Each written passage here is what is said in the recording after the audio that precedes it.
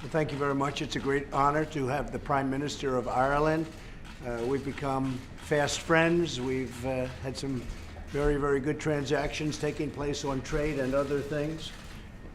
As you know, he's in a very complicated position right now because of Brexit. You're going to have to tell me what's happening. You're going to have to perhaps tell the world what's happening because I'm not sure anybody knows. But very, very special country, so many friends, and you're doing a great job. Very popular man doing a wonderful job. The people love him, and that's very important. And thank you very much for being with us. Thank you, Leo. Mr. President, just wanted to say thanks very much for meeting us again. It's an enormous privilege for Ireland as a small country to have this annual meeting on account of St. Patrick's Day, and it's a chance to make even closer and tighter the bonds between the US and Ireland. I particularly want to thank you for your help with Auchinish, the plant in the west of Ireland where hundreds of jobs were threatened as a result of the Russian sanctions, and with the help of the administration we were able to save those jobs, so thank you very much for that. They don't know about that. They do now. They don't know about what I do. Hundreds of jobs for other saved. people. And look forward to talking to you later about Brexit, giving you our perspective on it and the real importance of protecting the Good Friday Agreement and the really hard-won peace in Northern Ireland.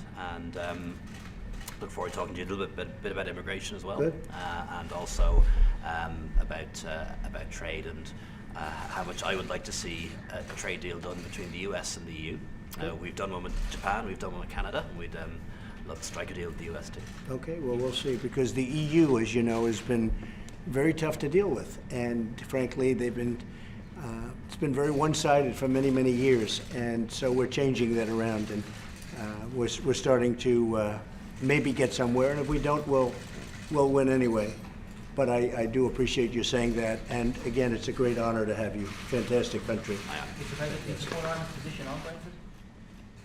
I'm not going to comment on Brexit. I can tell you it's a very complex thing that's going on right now. It's tearing a country apart. It's actually tearing a lot of countries apart. And it's a shame that it has to be that way, but I think we will stay right in our lane. We're doing fantastically as a country. Our economy is booming. We're the envy of the world. Other economies are not doing well, and we're doing record business. So we're very happy about that, and it's really great to have the Prime Minister of Ireland with us.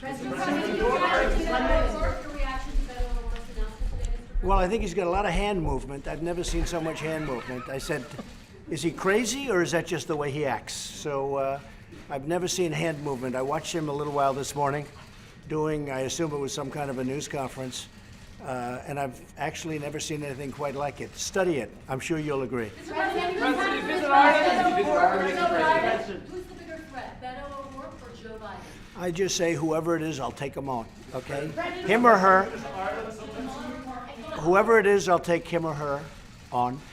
And I think with the economy doing so well, with all of the things we've done, with the tax cuts, the biggest in the history of our country, tax cuts, with people having a lot more money in their pocket, with their 401ks hitting record numbers. They've never been considered great investors by their wives or by their husbands, whatever it may be, and now they're considered great investments. But the market's hitting almost new highs, and I have all of the records, every single record I have, every single record for the stock market. So I think it's going to be very tough to beat. If you look at African American, if you look at Hispanic or Asian unemployment, we have the best records in history. In the history of unemployment, we have the best records. So I think it's going to be tough for somebody, but you know what? Whoever it is, it makes no difference to me whatsoever. I will. I'll be coming at some point during the year. I missed it last time, and I would have loved to have been there, and it's a special place, and I have a very warm spot for Doonbeg.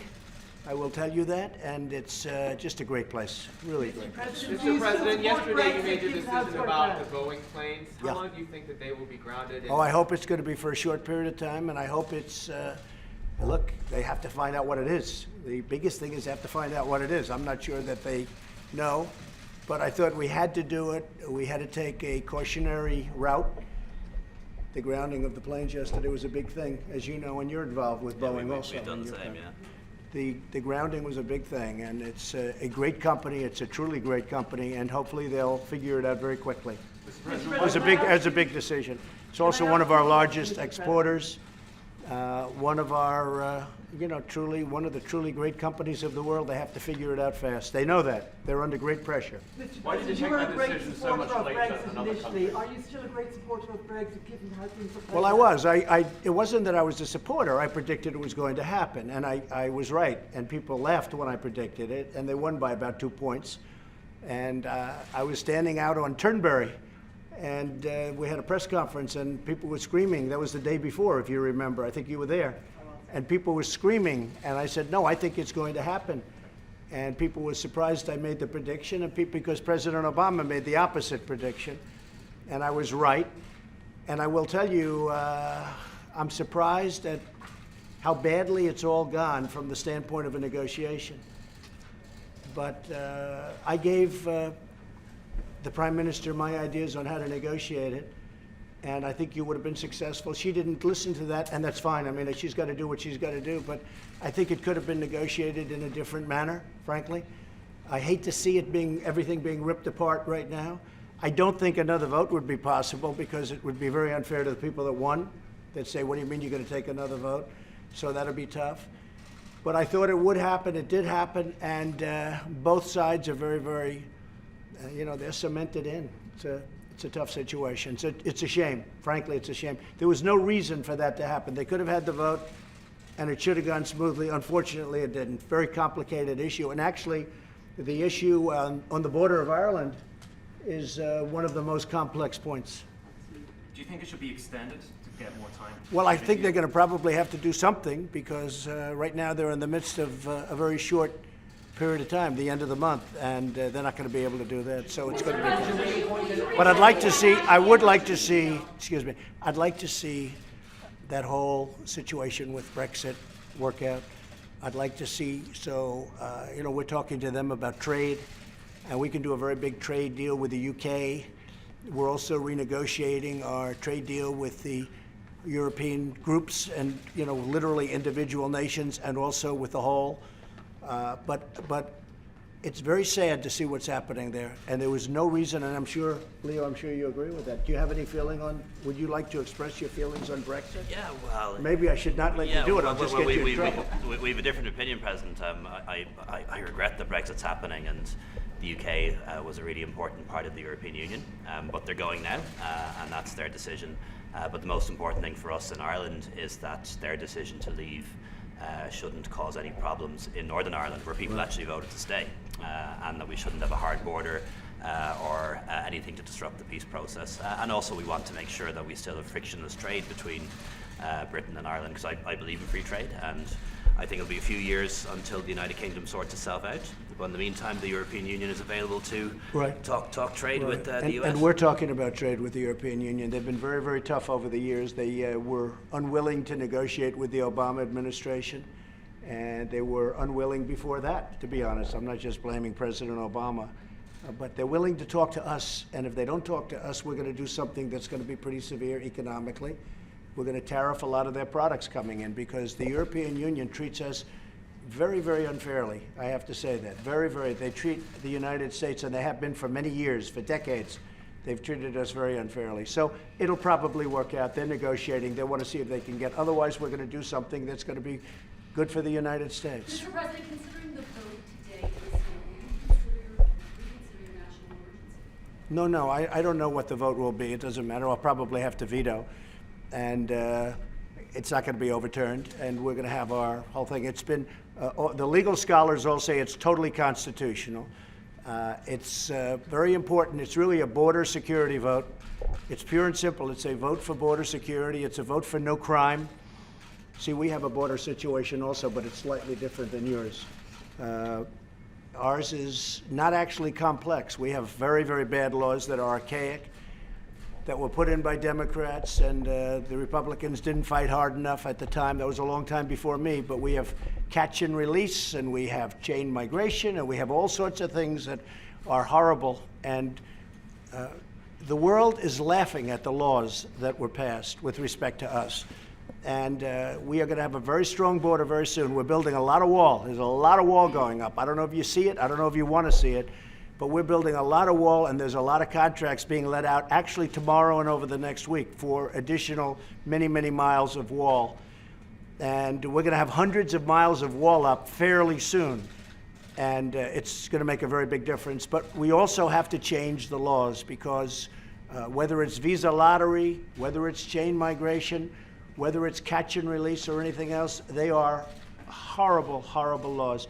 I want to just commend our Border Patrol and ICE, what they've been doing. Border Patrol and our military, by the way, has been fantastic.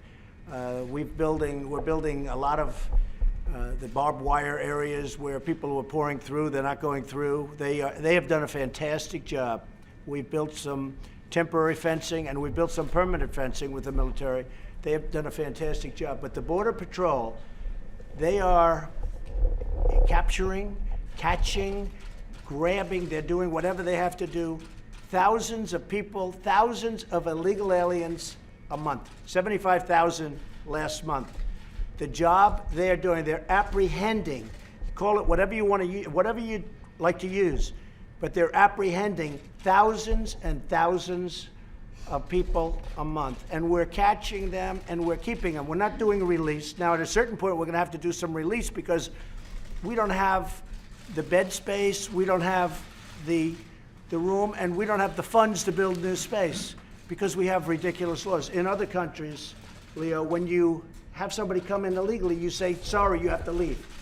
In our country, because the laws are so ridiculous, I mean, so stupid, we have to give them a trial. So we send them into the country, and then they're supposed to come back, but they never come back. Very rarely do they come back. The most ridiculous set of laws, the Democrats' fault. We want to change them. Unfortunately, we need their votes too, and I think it's going to be a great election issue. Okay, anything else? Are your immigration policies cruel? Say it? Are your immigration policies cruel? No, I don't think they're cruel. I think they're the opposite of cruel. They become cruel because they're so ridiculous, and it hurts people. It actually does the reverse of what they're supposed to be doing. But no, they're actually meant to be the opposite, and they're hurting people. They're really hurting people, a lot of people. Is it hurting your reputation? And I think that we have done an incredible job. We're apprehending record numbers of people. But if we had border security, if we had the wall, if we had a proper wall, which we're building now as we speak, and we're getting a lot more funding for it, as you know, in what we're talking about and the vote today, whether it's positive or not, I'm vetoing it, unless I don't have to veto. I think that's unlikely. I'll do a veto. It's not going to be overturned. But we have done a great job at the border through apprehension. But we shouldn't have to be put in a position of apprehending 75,000 people a month. We shouldn't be in that position. Thank you all very much. I love being with the Prime Minister of Ireland. Thank you very much. What are the prospects now of the summit with President Xi this month or next month? We're doing very well with China talks. China talks are doing very well. We'll see what happens. If it's not a deal that's a great deal for us, we're not going to make it. But I would say that we're moving along at a very high level. We're getting what we have to get, and I think we're getting it relatively quickly. So the China talks are moving along. As to whether or not we'll strike a final deal, that I would never want to say, but they're moving along very well.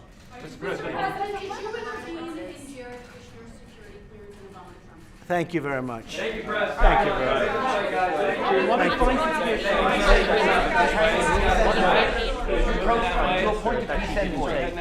Well, I just told her what I would do and how I would do it. But can you tell us But what she that has is, her own Mr. way of doing President? it. She's got her own way of doing it. That's okay.